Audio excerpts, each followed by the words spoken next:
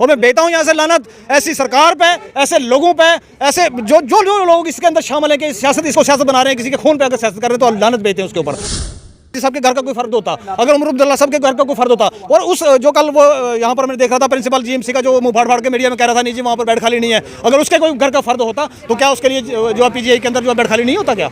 बडहाल incident को लेकर आज जम्मू के अंदर जो है सफीर चौधरी द्वारा जो है एक बड़ा प्रदर्शन किया जा रहा है। आप तमाम लोगों को बता दूं कि इनका प्रदर्शन जो है कल जब वहां के एमएलए कौंसर ने जो है प्रेस वार्ता की और उसके बाद जो है ये लोग भी अब जाग उठे। 45 दिन हो चुके थे, इनके मुंह से जो है आवाज नहीं निकली जब उन्होंने प्रेस वार्ता करी, और उसके बाद जो है ये लोग भी जो है अब सड़कों पे जो है आना जो है वो लग गए हैं। मुद्दा यही है कि बदहाल के उन लोगों को जो है शिफ्ट पीजीआई चंडीगढ़ में करना था एयरलिफ्ट के जरिए, लेकिन एयरलिफ्ट एम्बुलेंस प्रोवाइड नहीं की गई। इसी वजह से जो है आज ये जो है ये प्रदर्शन कर रहे हैं। सफीर चौधरी साहब 45 दिन हो गए, आप तो नहीं दिखे कहीं सड़कों पे, ना ही प्रदर्शन करते हुए, ना ही प्रेस वार्ता करते हुए, ना ही उन लोगों के पास गए आप। आज आपको क्यों जो है उनकी याद आई? देखिए सबसे पहले तो आपका बहुत बहुत शुक्रिया, मैं क्योंकि आपको वाच कर रहा था, आप लगातार मीडिया के तमाम हजरात जितने भी हैं बडहाल के मुद्दे को लेकर उठा रहे थे। भाई साहब ना मैं एमएलए हूँ, ना मैं मिनिस्टर हूँ, ना मैं कोई कंटेस्टेड हूँ, ना कोई इलेक्टेड हूँ, तो वहाँ जाके हमारा बनता क्या? ना ही मैं डॉक्टर हूँ, वहाँ जाके क्या बनता है? वहाँ जाने वाले लोग जो हैं वो क्या कर रहे हैं ये आपको भी पता है और पब्लिक को भी पता है।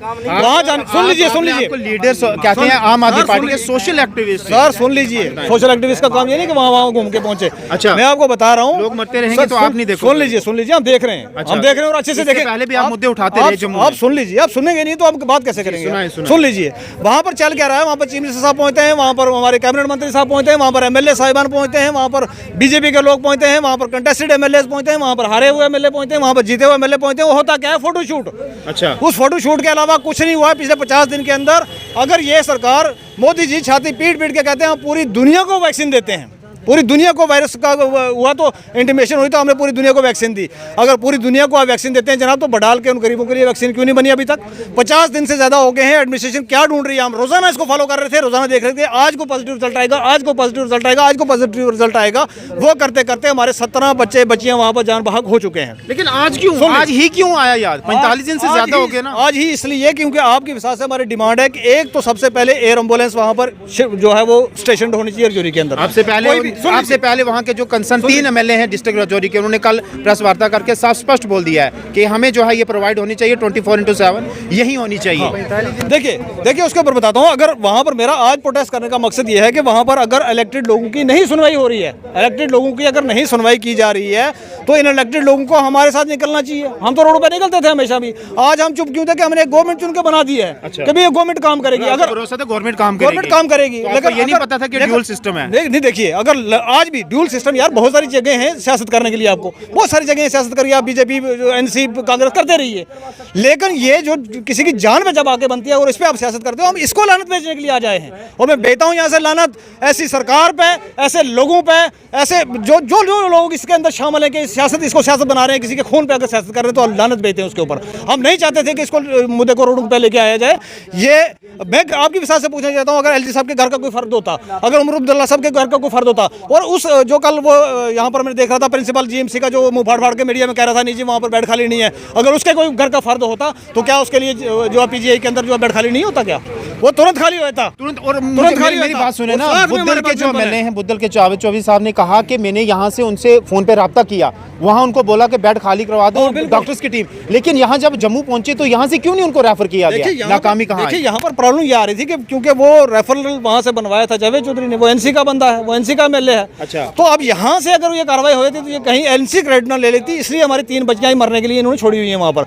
और मैं आपकी विश्वास से कह देना चाहता हूँ, लोगों की जानों की अहमियत नहीं है, लोगों की जानों की अहमियत नहीं है। विश्वास से यहाँ से कह देना चाहता हूँ, अगर उन 3 बच्चियों में से हमारी एक भी बच्ची नुकसान होती है तो हम जनाब रोडों में बैठेंगे, और तब तक बैठेंगे तब तक आपको नकदम करके छोड़ेंगे। रिस्पॉन्सिबल होगा इसका रिस्पॉन्सिबल यहाँ के एलजी साहब होंगे, यहाँ के चीफ मिनिस्टर साहब होंगे, और अगर चीफ मिनिस्टर साहब अपनी रिस्पॉन्सिबिलिटी नहीं समझते कि मुझे काम नहीं करने दिया जा रहा, वो हमारे साथ रोडों पे निकले, मास रेजिग्नेशन करें, जैसे उन्होंने कल अनाउंस किया, मास रेजिग्नेशन करें। अगर आपको काम नहीं करने दिया जा रहा तो आप वहाँ पर सैलरी लेने तो नहीं ना बैठे हुए हैं, आप लोगों का काम करने आए थे ना। आप लोगों ने आपको जीत के इसलिए भिजवाया था कि भाई आप लोगों की जाके परेशानियों का हल करेंगे, ना कि आप वहाँ पर चिपक के तो आप देखेंगे भी सैलरी मिल रही है तो कहीं जाएंगे नहीं हम। अगर ऐसा आप करेंगे तो दोबारा आप लोगों के पास लोगों ने बड़ी तादाद में जो है बड़ा मैंडेट एनसी को दिया, और एनसी के अंडर है हेल्थ मिनिस्ट्री, उन्हीं के हेल्थ मिनिस्टर जाते हैं वहाँ, दौरा करते हैं, लेकिन एक्शन कुछ भी नहीं होता है। कल भी देखें कितना बड़ा जो है ये नाकाम जो है वो दिन साबित हुआ है। इनने जो है यहाँ से रेफर नहीं किया। अगर खुदा न ख्वास्ता उन बच्चियों को कुछ हो जाता तो फिर देखिए, मैं एक चीज़ कहना चाहूँगा आपके साथ से, आपने सवाल छेड़ा है कि एनसी के लोग हैं वहाँ पर और एनसी के पास उनके मिनिस्ट्रियल है हेल्थ का सारा कारोबार वो देख रहे हैं। मैं एक चीज़ बताना चाहता हूँ आपको कि भाई अगर हिंदुस्तान के लोग चाहें तो किसी भी तानाशाह को उठा के बैठा सकते हैं। वो तो आपने देखा बहुत बार। यहाँ पर लोग अगर इतनी बड़ा मैंडेट दे के चुन के भेज सकते हैं ना, तो इतना बड़ा मैंडेट छीन भी सकते हैं ये लोग। और आज एनसी को और फारूक अब्दुल्ला साहब को, उमर अब्दुल्ला साहब को मैं कहना चाहता हूँ कि जनाब जागिए। और अगर इस तरीके से आपका व्यवहार, इस तरीके से आपका रवैया हमारी मौतों के ऊपर रहेगा तो फिर आने वाले टाइम में आप भूल जाइए कि भी आपको इतना बड़ा मैंडेट और इतना बहुत सारा कुछ होगा। आपकी जमानतें सब तो जाएंगी। मुझे ये बताइएगा, सेंटर से टीम आई है, इंटर मिनिस्टर स्टेट बनाई गई है, वहाँ की सीट बनाई गई है, 11 मेंबर्स उसमें हैं, डॉक्टर्स टीम जो है काम कर रहे हैं, बाकी बड़ी बड़ी एजेंसीज काम कर रही हैं। क्लूलेस क्यों है अभी तक? क्यों, वही तो पूछ रहा हूँ मैं, क्लूलेस क्यों है अभी तक? क्या काम किया उन्होंने? वो एसआईटी बनाएगी लोगों को दिखाने के लिए, वो एसआईटी बनाएगी मीडिया को दिखाने के लिए। एसआईटी वो वहाँ पर बनी, उन्होंने आया यहाँ पर सैंपल कलेक्शन की, और वो सैंपल कलेक्शन करके आपको हैरानी होगी, रोना आएगा कि वो सैंपल कलेक्शन करके रजौरी में रखे हुए हैं। अभी तक आज तक वो सैंपल कलेक्शन जो किए थे वो यहाँ से एयरलिफ्ट नहीं किए गए हैं।